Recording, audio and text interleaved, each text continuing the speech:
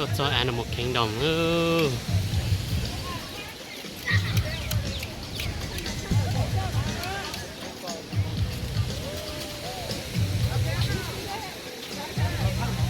Thái này chọn tròn nó to à. Cái sợ nữa ấy nó thái. Nhưng bỏ cái xìu. Ừ. Được chưa? Cái thái ai sẽ cứ ta biết là thái cả mày à? Ừ. Cái thái này. Rồi.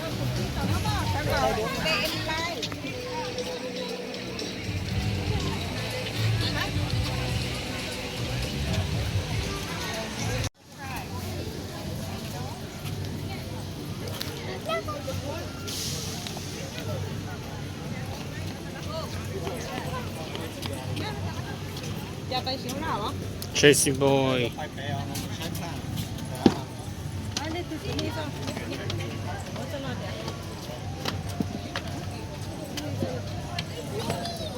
There you go. Hot water chứ? Spray. Don't spray his face. Hả? Ủa nó còn không? Tracy, đây cái này đây. Ừ. Tổ không nào? Ní là tổ nào ní? Tổ đâu? More Hello, water đó. tell Where's her. the water? Không phải thay mèo. Mua gì không? Oh, look at the otters.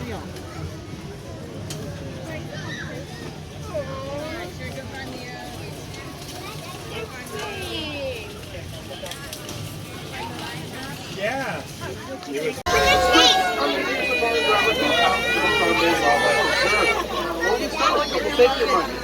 First and foremost, I need everyone please remain seated at all times during your tour.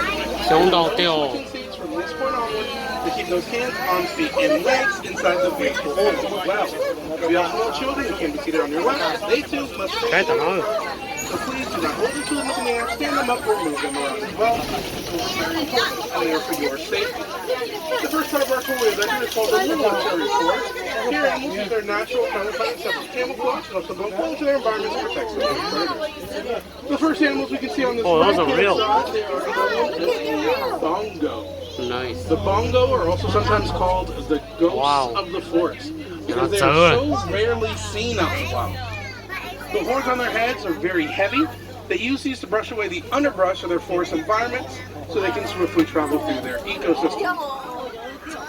They are. Now, the bongo's horns that they have, they're also incredibly heavy as well. But I'm actually going to go ahead and move on. Because on the right-hand side, she's now kind of in view here. It is one of the Oh, okamis. cô bé. Many people think the okami is related to a zebra, given the stripe patterns on their legs. So they're actually related to the giraffe. Oh, there's more there. We know this with these long prehensile tongues that they have. They use it to grab leaves off of trees and small bushes. They also have these elongated necks that we associate with the giraffe and have the same amount of vertebrae in their neck as the giraffe. I'm going to stop for my friend here on the left-hand side. We're driving up to one of the black rhinos. Oh, rhino, right there. Sleeping. The black rhino is a solitary creature who has no natural predator in the wild. They do have one we consider unnatural, however. And sadly, that is considered. It smells like rhino food. That is one of the black rhinos to near extinction. There's only around 3,000 left in the entire world. Oh, yeah, he's wrong. That's a fake one. In reality, though, those horns, they are made... Brian, those are fake. And they are no different than our fingernails. We do support efforts to protect and preserve the black rhino. One way conservationists do this is they dye those horns of theirs pink, and the renders them valueless to some poachers. There were some animals on the right-hand side next to where that rhino was. For those who were wondering, that was the greater kudu. We just didn't have time to talk about them. We're going to go ahead and move on, though. Over to the left, there are the two saddle-billed storks. These two, they are mates who mate for life. Something interesting about the saddle-billed storks, they have no vocal cords. Instead, they communicate by rattling their bills. And you can tell a male apart from a female by looking at the eyes. Males always have dark brown eyes, while females have bright yellow eyes. We've now entered the Safi River. This is home to the Nile crocodile as well as the hippopotamus. There is a baby hippo we'll be looking for, little Greta. If she is out, she'll be out on the left, and I will do my best to put her out to you. Remember to see her hold her breath in the water. She tends to follow us rapidly throughout the evening. Well, first we're going to Oh, look to the here. right, and there are two hippos To the right. in this back corner. Hippos can be tough to see at times. They will spend the majority of their evenings completely submerging themselves in It's water. way down They there. do this to keep from overheating. So hippos can spend around 8 minutes at a time completely submerged before they come up and take a breath. And while hippos can swim, if you'll notice here on the left, they actually prefer to just float on Right these there. waters. Or as I mentioned, they will sink themselves down. I need everyone to stay seated. My friend in that black, I need you to sit down. Do not keep taking the pictures. I need you to sit down. That is a very, very important. Now, unfortunately, instead of talking about those hippos, I do have to go over those safety reminders again. It is very important that we follow these around the entirety of our tour. So I need everyone to please remain seated at all times. There is no switching seats from this point onward. And let's keep those hands, arms, feet, and legs inside the vehicle as well. If you have any small children, they can be seated on your lap, but they too must remain seated facing forward at all times. So please, friends, do not hold your children up in the air. Do not stand them up, and do not move them around from seat to seat. I know we get excited when we see these animal friends, but again, these rules are very, very Oh, alligators. Holy. On the left-hand side, you see the Nile crocodile. The Nile crocodile is one of the fiercest predators in all of Africa. They grow to be 16 feet in length and weigh around 500 pounds. So you may not know about the Nile crocodile, because they can actually be very loving parents. Both mothers and fathers take their eggs, they roll these around in their tongues. This helps with incubation as well as the hatching process. Once those eggs have hatched, these parents then take an active role in these young hatchlings' lives. Oh, big tree over there. Looks can be deceiving. When it comes to their own, a key emphasis on the word own. Now, crocodile can be a pretty loving creature. On the right-hand side, you can see one of the baobab trees. This looks like a tree that sits upside down. It actually just remains leafless 9 months out of the year. That's conserved water during the dry seasons in Africa. It also lets us know we've come to one of the largest part of our tour today. We have now entered the savannah. In the savannah, animals use speed as their main source of food. And as I drop down this hill that overlooks the savannah, you do get a nice view. And you can see a couple of the animals from here today. The savannah is home to some of the most iconic animals in all of Africa. Giraffes, zebras, rhinos, cheetahs, lions, elephants. This is where they can be found. And as soon as we enter the savannah, to our right, you are going to see some of the Maasai giraffes.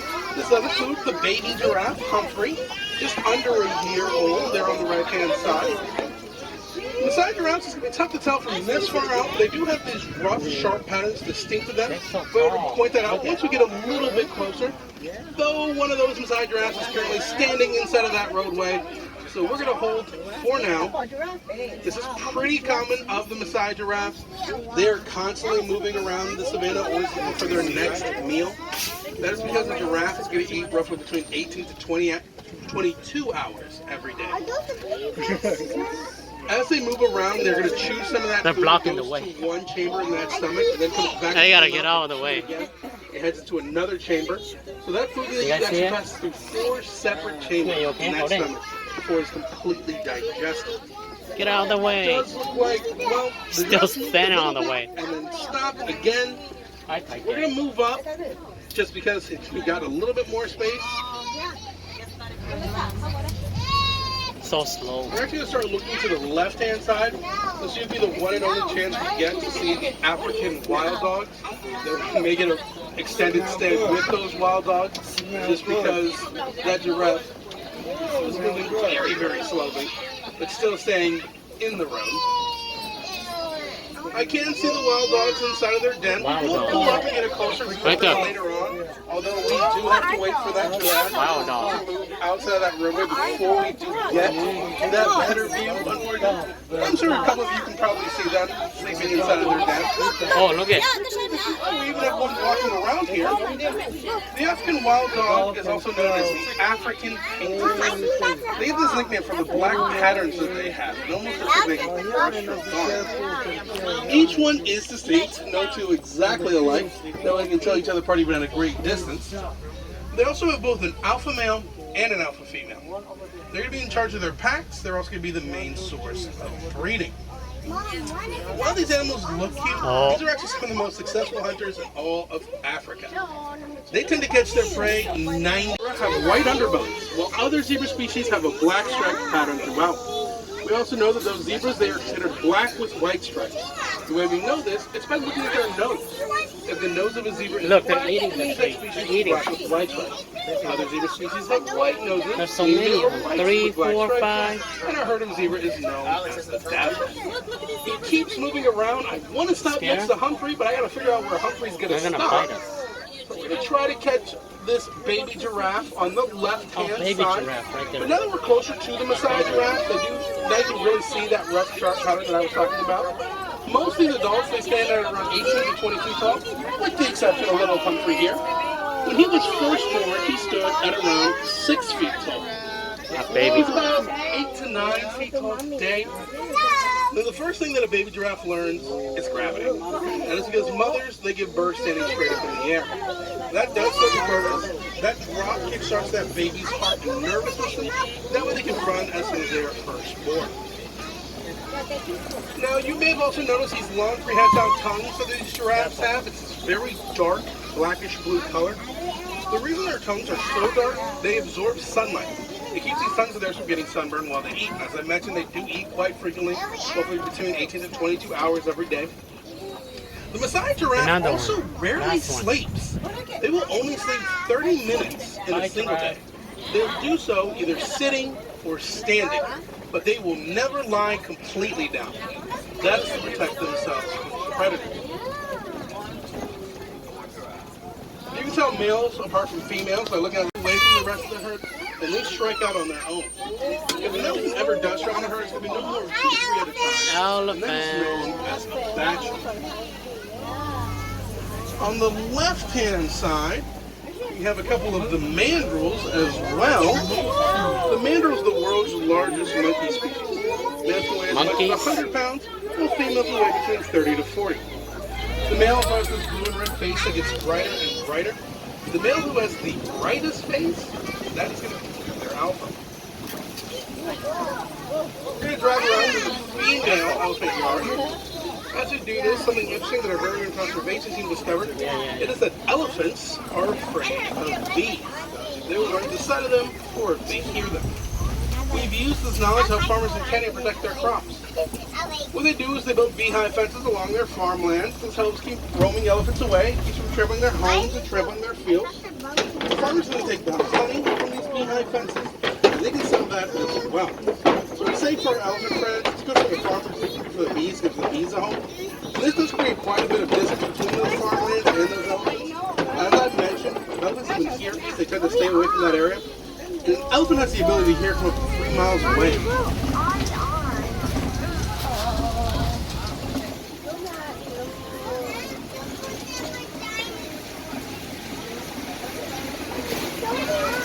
Four and a half years old. But it is always great to see these elephants in their natural environments. It's actually become something of a rarity these days. Let's do this mineral known as coltan. It's used in the production of our cell phones and other electronic devices, and it's found almost primarily inside of elephant habitats. Because we've mined for that material, we've actually been destroying the environments in which they live in, and have made it near impossible. Oh, he's staring at you. They can't learn parts of the health of the elephant. The easiest way to do this is to recycle. We folks are recycling our old electronic devices rather than just throwing them out. That's because I need to mine for that material. That Oh, we're going on the water. keeps this elephant environment safe. We're real close. Wow. One of the younger, not the young, one of the younger elephants here on our left, getting some water. Elephants actually have a number of tactics that they use to keep themselves cool in the heat. So you may notice that dirt on her back there. They throw dirt to help keep themselves cool, but if it's a particularly hot day, they walk over to these watering areas as well. They splash themselves, turning all of that into mud. We're going to drive around these waters and meet the flamingo, and just their third day out on the reserve, you can see these little gray puffballs, the baby flamingo. The baby ones. So these baby flamingos that you can see here, they have this gray and black color to them. Oh, see the little one? It takes a flamingo around 2 years to get that pink coloration throughout. They get that color from the diets that they eat. They eat brine shrimp, which contains keratin, and that will give them that nice pink color. This flock of flamingo, they are also known as a flamboyance. You may wonder why you see some of the flamingos standing on one leg. They do that for 2 reasons. It helps them conserve energy while they rest, as well as protect them from predators that may be lurking in the shallows of these waters. We're now entering the east of the savannah. We'll see what animal friends we can find here. This will be our 10-6 Queen of Africa. We'll grace you with their presence as well. A little rare this time of day, but you never know. However, the first animals we meet are a couple of white rhinos, and there are already two of the baby rhinos there. Ranger, at about a year old, he's the oldest of the babies. And it looks like that is Milo at around 5.5 months old. So it could be Logan. I won't be able to fully tell until we get a little bit closer. The white rhinos, they travel inside of these herds. These herds, they are known as a crash. That's a nickname they very much have earned. You see the white rhino, you can only see around 10 feet in front of them. So kind of that, they constantly crash into things. The other thing you're going to notice about the white rhinos, they're not white. They're more of a grayish color. We actually get the name white rhino from an Afrikaans term. That's a mixture of Dutch and other languages. That word is white, meaning wide, for the wide fingernails they have. Simply lost and translates to us. So that does look like that is Milo. He's around 5.5 months old. There is one younger than he is, Logan. She's just a 3. They're so lazy. We can find her around while we drive around as well. I'm going to start looking up on top of this hill to see if any of the cheetahs are visible. There is a cheetah in this back left-hand corner, but she is near impossible to see right now. Cheetahs are expert camouflagers. They use the spots that they have, the shadows from this tall grass to blend well into their environments. But the cheetah is the world's fastest land mammal. They can hit top speeds at around 70 miles per hour. They go from 0 to 60 in just 3 seconds. Now cheetahs, they are sprinters, not marathon runners. We're going to keep that speed up for around 30 seconds or so by having to stop and take a break.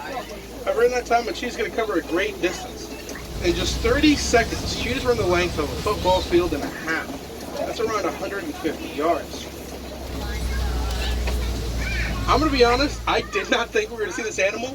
It is the lion, and he is awake. I saw a lion. To even see this lion, no more than a 20% chance. For him to be awake, that's no more than a 5% chance. Lions are nocturnal hunters.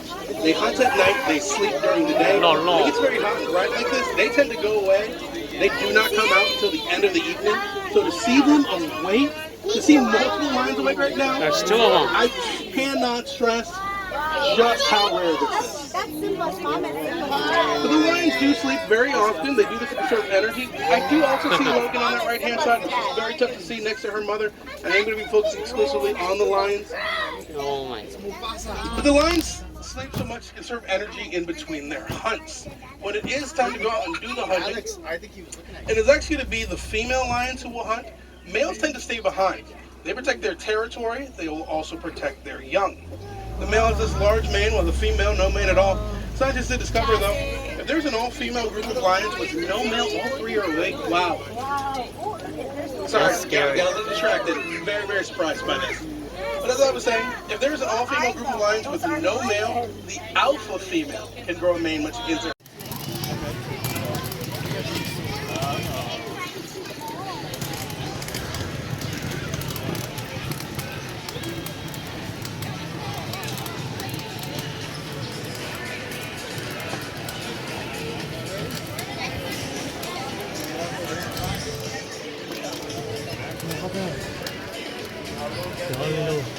Đấy tận no rồi. Tận no tận có tán lá sao?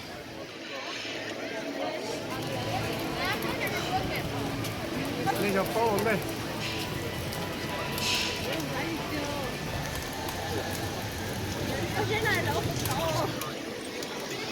Bộ. Mẹ nó tưởng nè. Lên cho nghe. Ồ. Có dễ vậy nè, cho nó thận tử ha. Cardboard too.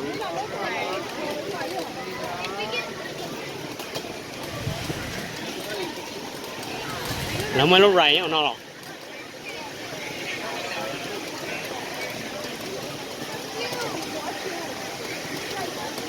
Nó chạy bạc họ từ nè. Nó chỉ treo nó rồi. Nó thế chịu nhau tua mà.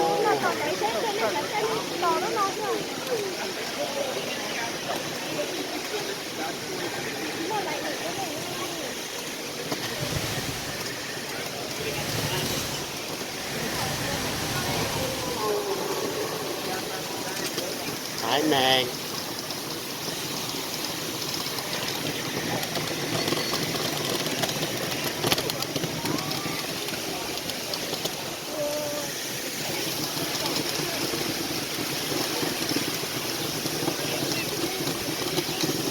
Thế rêu.